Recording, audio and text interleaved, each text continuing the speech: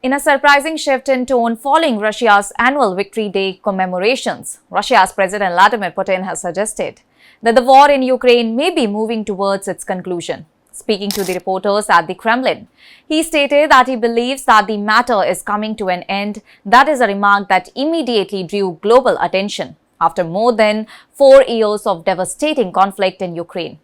And his comments came against the backdrop of a fragile 3-day ceasefire, reportedly facilitated through diplomatic efforts involving US President Donald Trump. The truce, which began on May 9, has so far held in a limited capacity, with both Russia and Ukraine accusing each other of minor violations but avoiding large-scale strikes. And this temporary pause in hostilities has been described as one of the few meaningful breaks in fighting since the war began in 2022.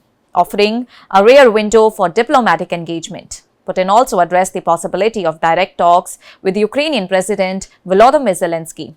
He said that he was open to meeting but only under strict conditions, emphasizing that any such meeting would need to take place after a full peace agreement has already been negotiated by the delegations. And according to him, a face-to-face summit would serve only to finalize an already agreed framework, rather than negotiate unresolved issues. He also insisted that any long-term settlement must account for what he called a historical perspective, suggesting that Russia is seeking durable geopolitical guarantees as part of any deal. A key component of the ongoing discussions is a proposed large-scale prisoner of war exchange, involving 1,000 prisoners from each side. Putin said that Russia has already submitted preliminary list and is awaiting Ukraine's response, urging Kyiv to expedite the process so that the humanitarian exchange can proceed before the ceasefire window closes. And despite ongoing tensions, both the sides have shown interest in advancing this specific agreement, even as broader peace negotiations remain uncertain. And the remarks came shortly after a noticeably restrained Victory Day parade in Moscow.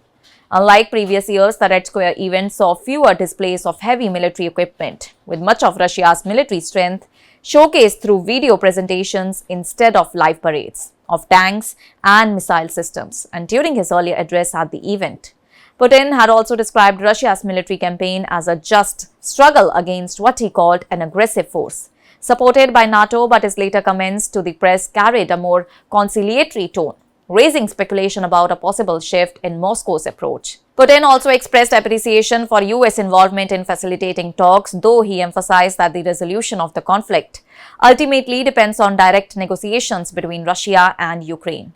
He further indicated openness to discussing broader European security arrangements, while notably naming former German Chancellor Gerhard as a preferred figure for dialogue with Europe. Meanwhile, President Zelensky responded cautiously to the developments, maintaining skepticism about Russia's intentions but acknowledging the temporary reduction in hostilities. President Donald Trump, for his part, has called for the ceasefire to be extended and expanded into a longer-term pause, describing the conflict as one of the deadliest in modern European history.